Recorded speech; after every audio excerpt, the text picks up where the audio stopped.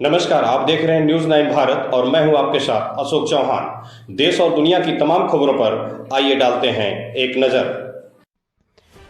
अयोध्या में 26 जनवरी से हम यज्ञ को सफल बनाने के लिए निरंतर प्रयास किए हैं। चाहे वह कलश यात्रा हो, यज्ञ की परमिशन हो, किसी भी विधायक, सांसद या विधायक को इनवाइट करने का काम हो या किसी अधिकारी से मिलने का कार्य, यह सब मैं संभाला। पर अब समिति में मतभेद पैदा हो गए हैं।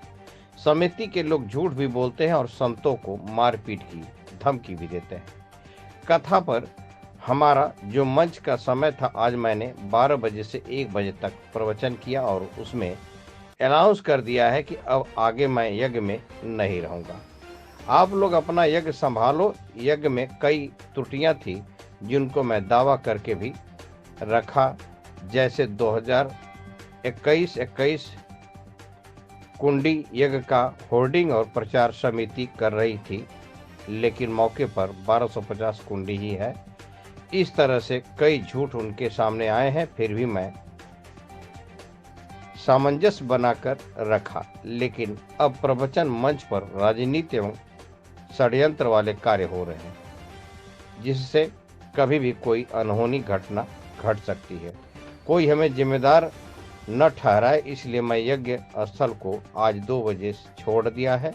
इसकी जिम्मेदार खुद यज्ञ समिति, यज्ञ के प्रमुख वक्ता के रूप में राम स्वरूपाचार्य मैं हैं। मुझ पर दबाव डाला जाता था कि आप उनको जगत गुरु कहकर संबोधन करो, पर तीनों अखाड़ा दिगंबर निर्मोही निर्वाणी से बात करने के बाद पता चला कि यह अखाड़े से प्रमाणित नहीं है। स्वयंभू जगत गुरु हैं, तो ऐसे जगत गुरु को मैं कैसे सम्मान करूं? यह भी एक विवाद की स्थिति सामने आई है, जिसको कई दिन से मैं रोक रहा था। न्यूज़ 9 भारत के लिए तौफीक खान की खास रिपोर्ट। 10 से 18 तक ये यज्ञ, इसमें मैं अपने समाज की तरफ से, आपके समाज के होने के नाते, मध्य प्रदेश के लोगों को होने के नाते मैं इनसे बात किया कि जो मुझसे बन सकेगा, आप लोग बाहर के, मैं लोकल में 20 साल रहा हूँ, जो मदद हो सकेगा मदद करूँगा। इन्होंने मुझे जोड़ा और मैंने कहा कि भाई मैं बिना सम्मान पद के नहीं रहूँ, तो मुझे सलाहकार बनाया। 6 तारीख की प्रेस वार्ता में इस बात का क्लियर हो गया। सलाहकार के रूप में मैं काम करता। अभी इस मंच पर राजनीति होने लगी है और राजनीति में आप जानते हैं अब यहाँ पर मारपीट की नौबत आज आ गई, इसलिए मैं इस यज्ञ का परित्याग करके मैं निकल रहा हूँ। क्योंकि ना जाने किसकी भावना कैसी हो, कौन हाथापाई कर दे, अपना सम्मान अपने खुद को बचाना पड़ेगा।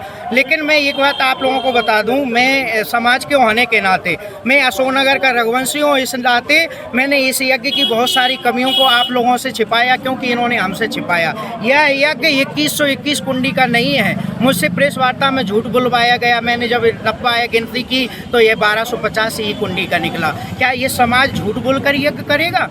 क्या समाज को धोखा देकर यज्ञ करेगा? संत का अपमान देकर यज्ञ करेगा? मैं रघुवंशी होने के नाते पूरी रघुवंश की लाज बचा रहा हूँ। कलश यात्रा की परमिशन नहीं थी अयोध्या की सीओ साहब से, आप पूछो, उन्होंने मना कर दिया, महाराज हम कलश यात्रा नहीं निकालने देंगे। मैंने कहा कलश यात्रा नहीं निकली तो यज्ञ नहीं होगा, और यज्ञ नहीं होगा तो फिर यहाँ विध्वंस हो जाएगा। 5000 की संख्या में लोग हैं। आप सीओ साहब से फोन करके पूछ सकते हैं कि देव मुरारी बापू से आपकी बात हुई।